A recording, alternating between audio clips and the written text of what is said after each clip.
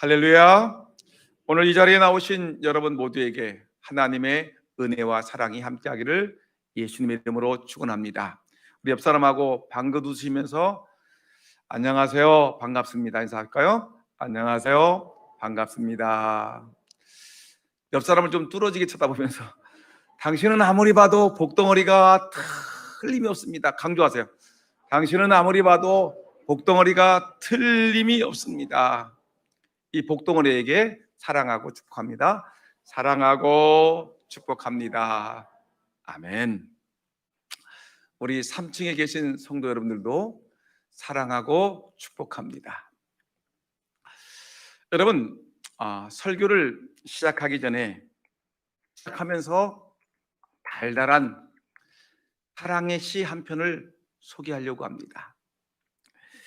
이 김동완 시인이 쓴 강이 풀리면이란 시인데 참 좋은 시 같아서 제가 설교를 시작하면서 이 시로 출발합니다. 강이 풀리면 배가 오겠지.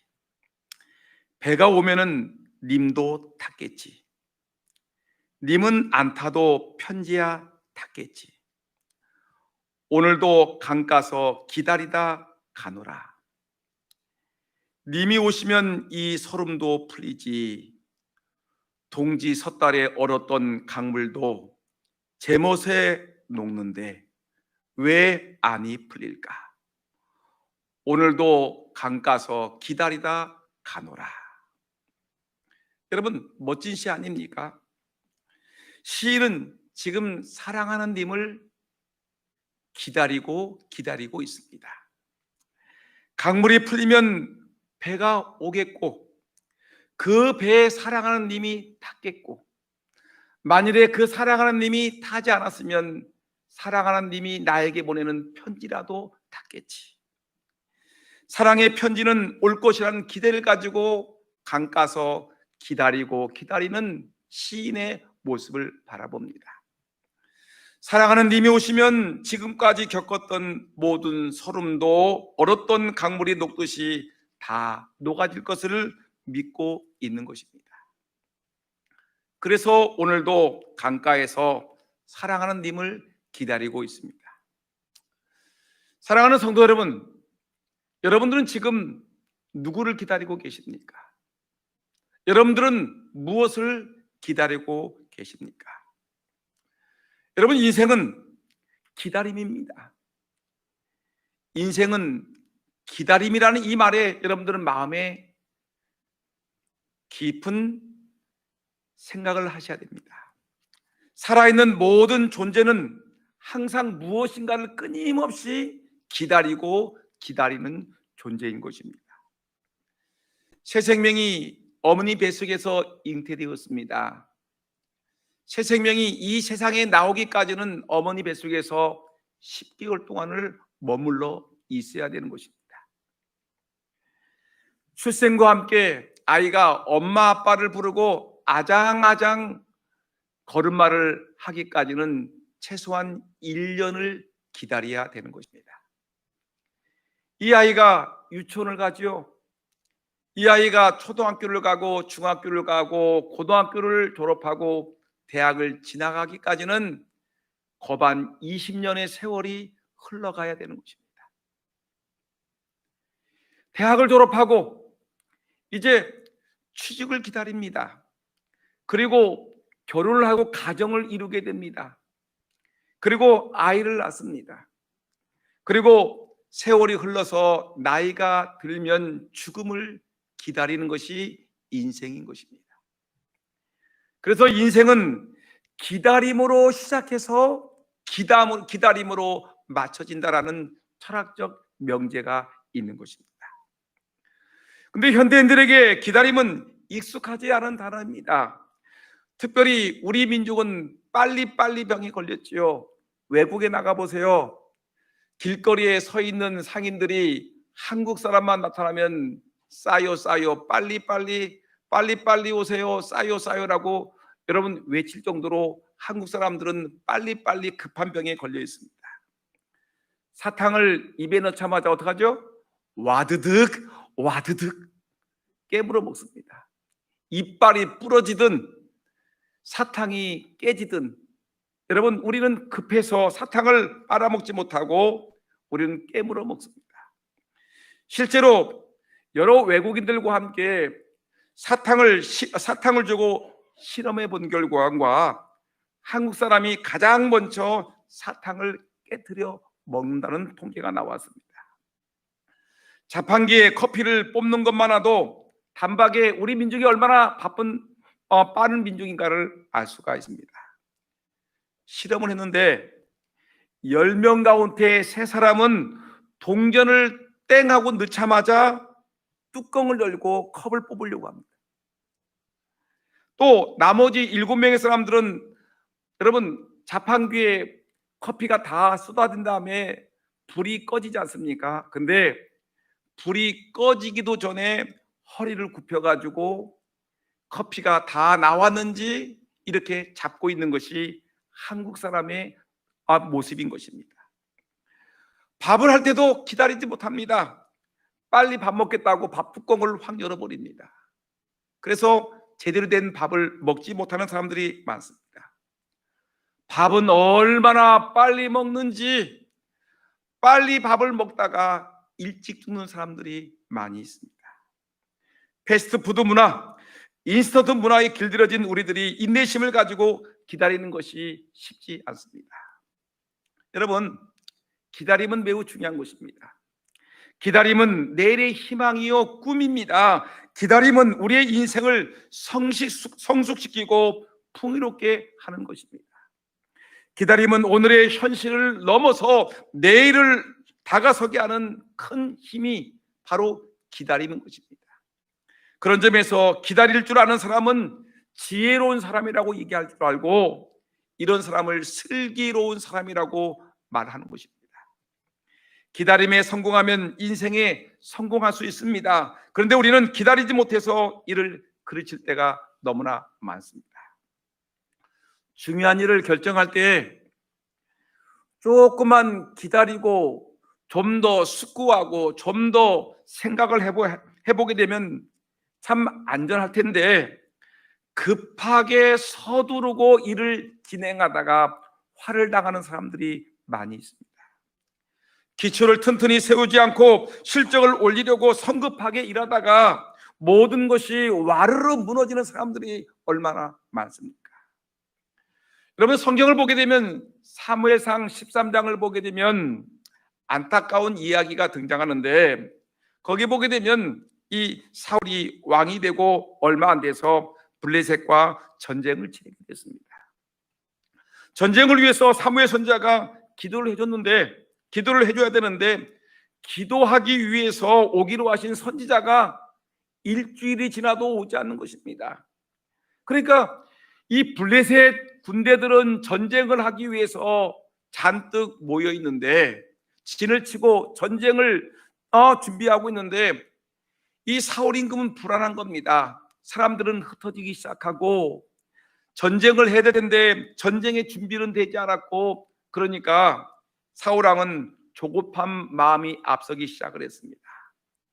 사무엘 선지자가 올 때까지 기다리지 못하고 자기가 급한 마음에 제사를 치르게 되었습니다.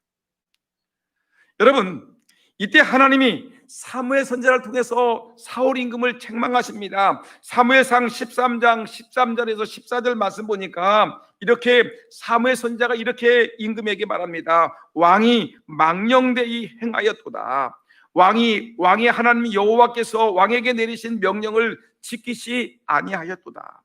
그리하였더라면 여호와께서 이스라엘 위에 왕의 나라를 영원히 세우셨을 것이거늘 지금은 왕의 나라가 길지 못할 것이라. 여호와께서 왕에게 명령하신 바를 왕이 지키지 아니하였으므로 여호와께서 그의 마음에 맞는 사람을 구하여 여호와께서 그를 그의 백성의 지도자로 삼으셨느니라. 여러분, 사울 임금은 급한 나머지 전쟁을 하기 위해서 자기가 해야 될 일이 아님에도 불구하고, 선지자가 해야 될 일임에도 불구하고 자기가 급한 나머지 제사를 치르다가 화를 당하게 된 것입니다. 아무리 절박한 상황일지라도 사울왕은 선지자를 기다려야 했습니다. 그런데 인간적인 생각과 판단으로 성급하게 자기가 제사를 드리고 말았습니다. 하나님의 명령을 거스리고 말았습니다. 이것이 하나님의 마음을 근심시키십니다. 결국은 사울왕이 왕위에서 패하고 다윗을 왕으로 세우게 되는 단초가 된 것입니다. 하나님의 때를 기다리는 것이 얼마나 중요한 것인가를 깨닫는 아주 중요한 본문의 말씀입니다. 사랑하는 우리 금산장독의 성도 여러분, 빨리 하는 것보다 바르게 하는 것이 중요합니다. 여러분, 빨리 가는 것보다 바르게 정확하게 가는 것이 중요합니다.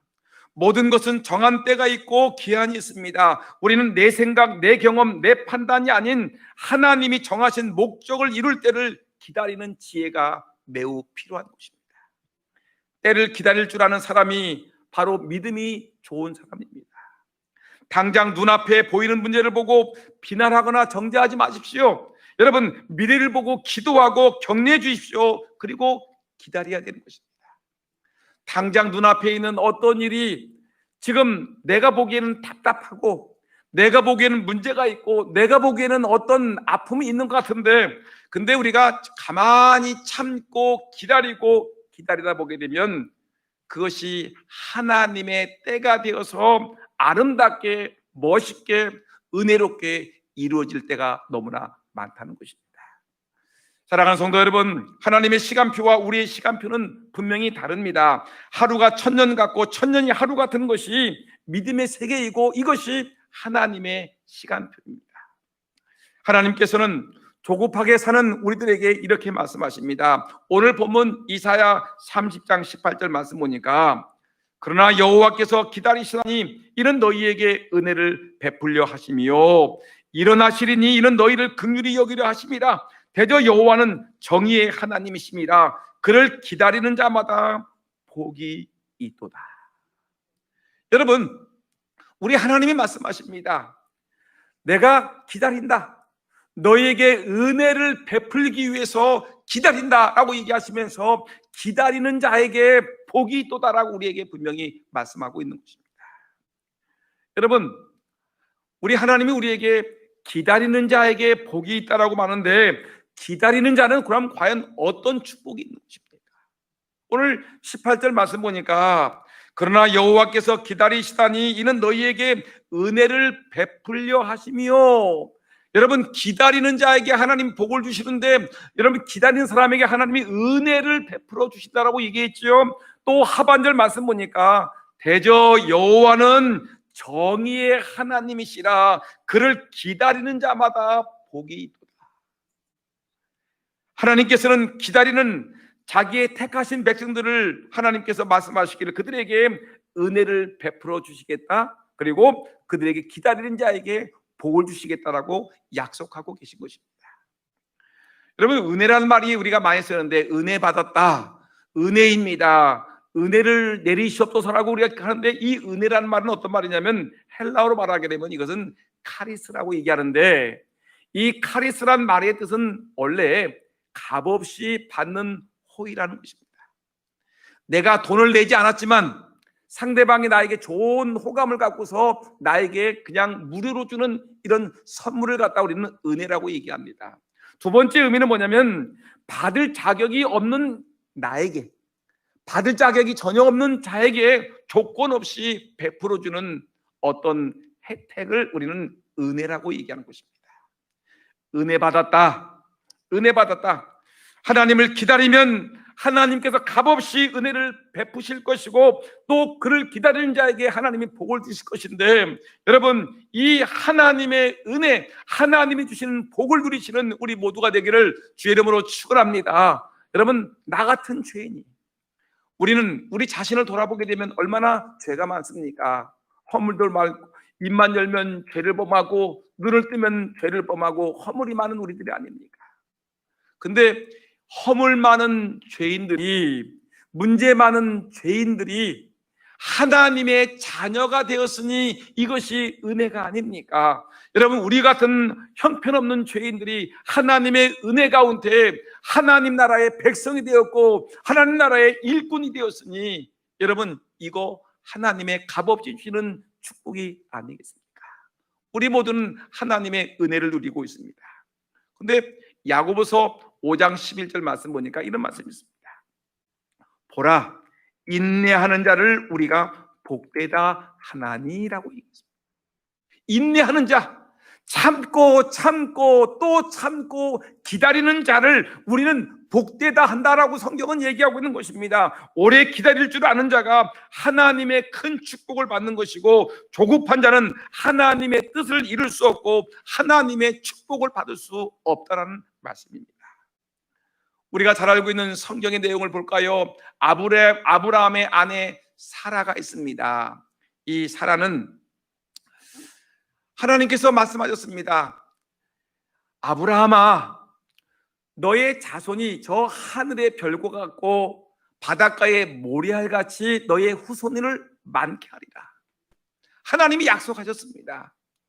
아브라함도 듣고 사라도 들었습니다. 근데 어느 날 사라가 이제 자기가 세월이 이렇게 70이 넘고 80이 넘었는데 불구하고 내가 아이를 갖지 못했기 때문에 하나님의 약속이 기다려지지 않는 것입니다. 급한 것입니다. 그랬더니 사라가 이 아브라함에게 말합니다. 여보, 우리가 나이가 80이 넘도록 아이를 갖지 못했으니 우리 집의 하인인 이 하갈을 갖다가 당신이 취해서 우리가 자손을 얻는 것이 어떻겠습니까? 사라가 엉뚱한 제안을 합니다. 아브라함이 참지 못하고 어떡합니까? 하갈을 자기의 아내 첩으로 삼습니다. 그리고 아이를 낳습니다. 그 아이가 이스마엘입니다. 여러분, 하갈이 이스마엘을 낳고 사라가 참지 못하고 인간적인 방법을 동원함으로 인해서 어떤 문제가 있냐면 집안에 큰 불화가 있고요, 후세에 중동 전쟁의 불씨를 이어나가게 되는 것입니다. 오늘날 아랍과 이스라엘의 전쟁이 곧 이스마엘과 이삭의 전쟁인 것을 여러분 잘 알고 있지 않습니까? 참지 못하고 하나님의 약속을 기다려야 하는데 기다리지 못하고 인간적인 방법으로 자손을 얻으려고 하다가 후대에 지금까지 이어지는 이 전쟁의 불씨를 끌어안고 있는 것입니다. 여러분, 그 반면에 요셉을 한번 볼까요? 요셉은 하나님께서 그에게 큰 그릇이 될 것을 꿈을 통해서 보여줬습니다.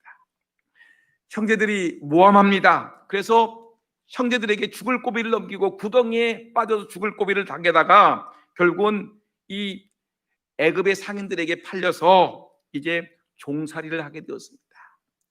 애굽의 보디발의 집에서 종살이를 하다가 억울한 누명을 받아서 결국에는 감옥살이를 하게 되었습니다.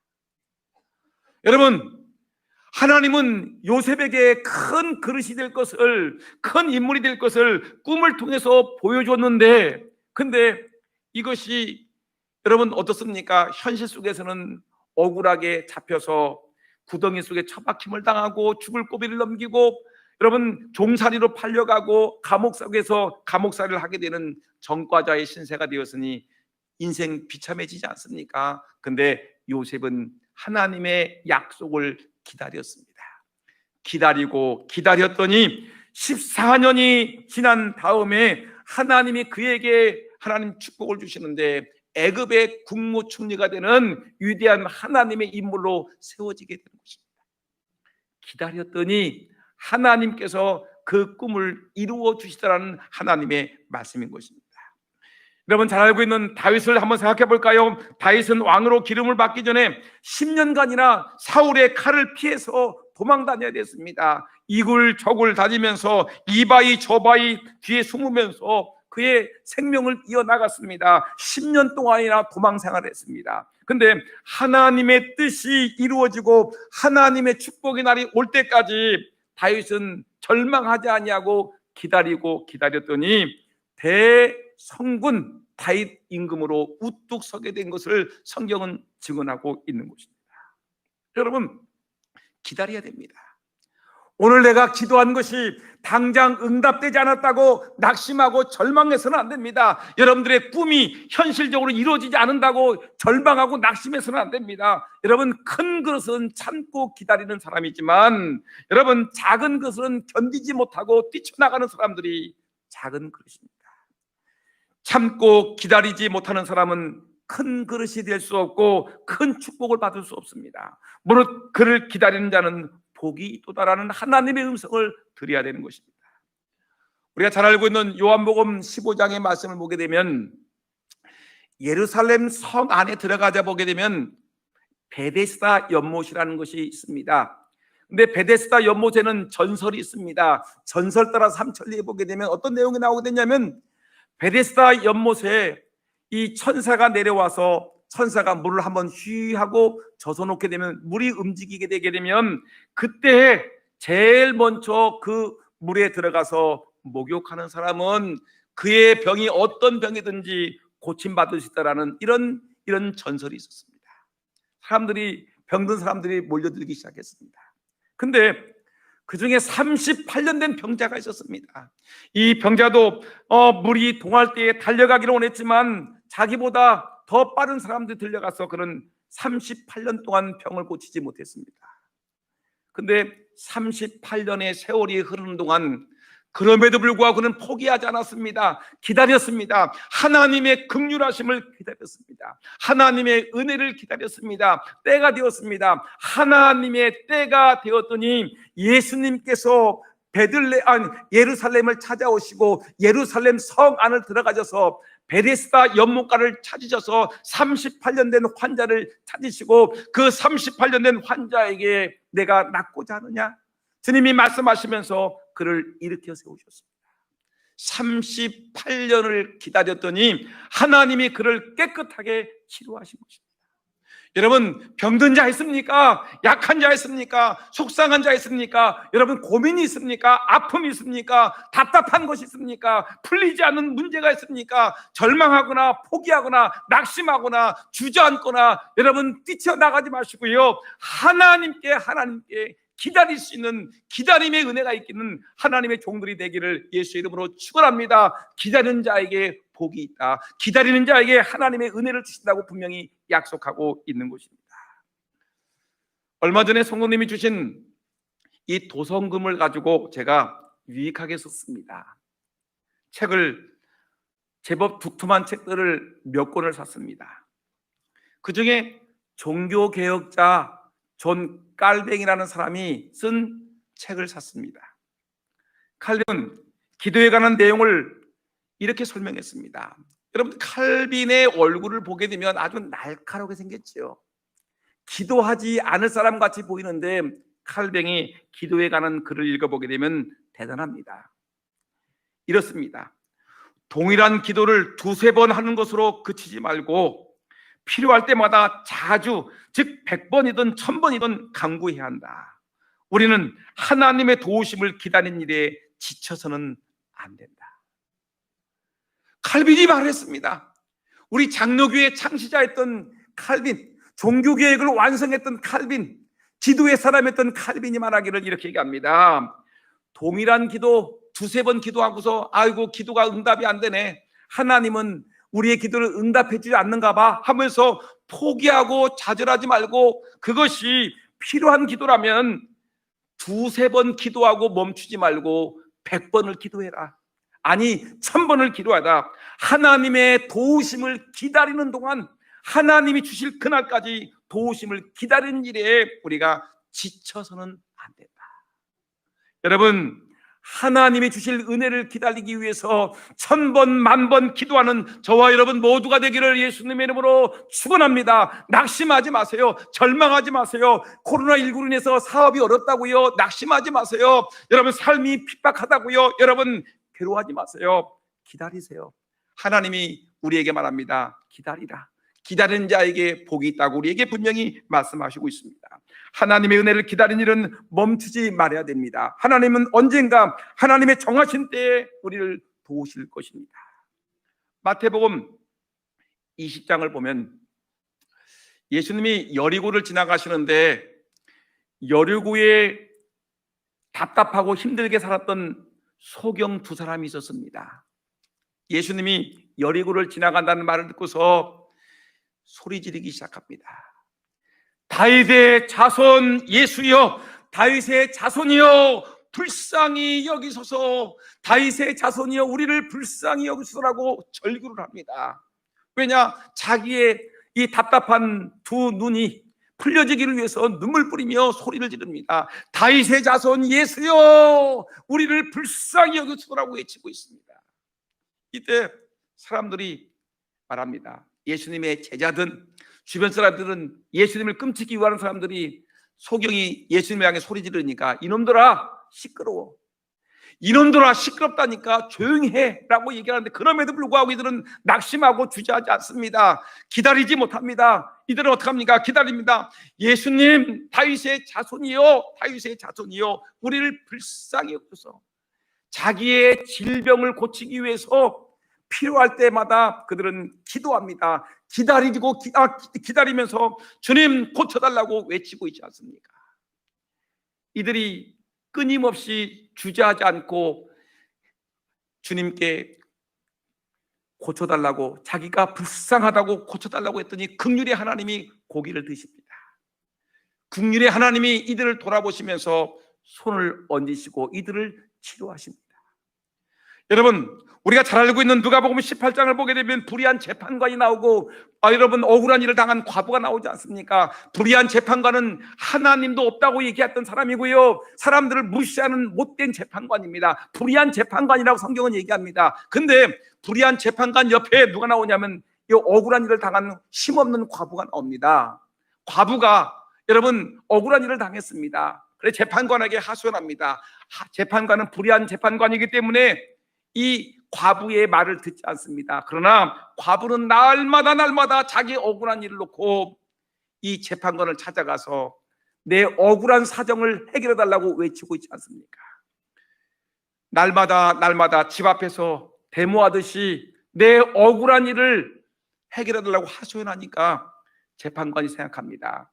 신도 모르고 이웃도 모르는 이 못된 재판관이 내가 아무래도 안 되겠다, 저 억울한 과부의 소원을 들어주지 않으면 내가 못 살겠다, 제 명예 못 살겠다 해가지고 억울한 과부를 불러다가 하소연을 듣고 그 문제를 해결해 주었다라고 성경은 말해주고 있습니다. 하물며 불의한 재판관도 여러분 기다리고 끈질기게 기다리는 사람의 소원을 들어주었는데, 좋으신 하나님, 긍휼이 많으신 하나님께서 여러분들의 답답하고 억울하고 아픈 사정을 들어주지 않겠습니까? 기다리십시오. 지금 속이 답답하고 여러분 억울하고 정말 미칠 것 같은 괴로움이 있을지라도 여러분, 하나님이 말씀하십니다. 기다리라. 기다리는 자에게 은혜를 주실 것이고 기다리는 자에게 복을 주실 것을 성경은 말씀합니다. 시편 40편 1절에 그 유명한 말씀이 나오지요. 내가 여호와를 기다렸더니 주님이 귀를 기울이사 나의 부르짖음을 들으셨도다. 여러분, 얼마나 귀한 말씀입니까? 두 번 강조하죠. 기다렸더니 이중적인 강조인데 오랜 기다림을 얘기합니다. 우리가 끈기 있게 기다리면 하나님이 들으십니다. 하나님은 우리를 사랑하시기 때문에 반드시 응답하시는 것입니다. 이제 저는 말씀을 마치려고 합니다. 성경은 주님을 기다리는 자에게 은혜를 주시고 복을 주신다고 분명히 말씀하셨습니다. 우리가 주님 오실 그날 성탄절을 우리는 기다리고 있습니다. 우리를 구원하시기 위해서 하늘 보좌 영광의 자리를 던져버리고 낮고 낮은 인간의 세계로 오신 예수 그리스도의 성탄을 기다리고 예수님이 오시기를 우리는 기다리면서 또 재림하실 주님 마라나타 주여 어서 오셨소라고 외치면서 주님의 오심을 기다리는 우리가 더디 오신다고 낙심하지 아니하고 우리는 기다리면 주님이 가장 좋은 것으로 우리에게 복을 주실 것입니다. 오늘 본문 26절 말씀 보니까 이렇게 얘기했습니다. 여호와께서 자기 백성의 상처를 싸매시며 그들의 맞은 자리를 고치시는 날에는 이라는 말씀과 같이, 하나님을 우리가 기다리게 되면, 우리가 하나님을 신뢰하게 되게 되면 우리의 상처를 싸매시고 우리의 맞은 자리를 고치신다. 싸매시고 고치신다. 여러분들의 질병이 있습니까? 여러분들의 아픔이 있습니까? 여러분들의 마음의 상처가 있습니까? 하나님이 싸매시고 하나님이 고쳐 주실 것입니다. 기다리는 자에게 하나님이 그 마음을 싸매시고 상처를 고치시는 하나님. 여러분, 23절 말씀 볼까요? 23절 말씀 보니까 내가 땅에 뿌린 종자에 주께서 비를 주사 땅이 먹을 것을 내며 곡식이 풍성하고 기름지게 하실 것이며 그날에 내 가축이 광활한 목장에서 먹을 것이요. 이 말은 주님을 기다리는 자에게 뿌린 대로 거두는 물질의 축복을 주실 것을 약속하고 계십니다. 여러분, 가난하십니까? 여러분, 물질 때문에 속상해 하십니까? 성경은 주님을 기다리는 자에게 은혜를 주시되 기다리는 자에게 복을 주시되 씨를 뿌린 대로 거두게 하시고 여러분 풍성하게 먹을 수 있도록, 풍성한 삶을 살 수 있도록 물질의 복을 주시겠다고 성경은 약속하고 계십니다. 하나님께서는 주님을 기다리는 자에게 우리의 농토에 복을 주시고 우리의 산업에 복을 주시고 우리의 삶의 물질의 복과 건강의 복과 심령의 평안한 복을 주실 것을 약속하고 계십니다. 지금 삶이 조금 힘들어요. 코로나19로 인해서 몸이 피곤하고 심신이 지치고 아플지라도 예수님이 이 땅에 오시는 그날 성탄절, 주님이 오실 그날을 기다리면서 기쁜 마음으로 그날 주님을 기다리면 여러분, 우리 주님이 복된 성탄절을 허락하실 것입니다. 주님을 기다리고 기다리는 마음으로 하나님의 큰 복을 받는, 그 받을 것을 기다리면서 하나님의 은혜를 누리면서 여러분 성탄을 기다리는, 그래서 하나님이 주신 은혜와 복을 받는 저와 여러분 모두가 다 되기를 예수님의 이름으로 축복합니다. 기도하겠습니다.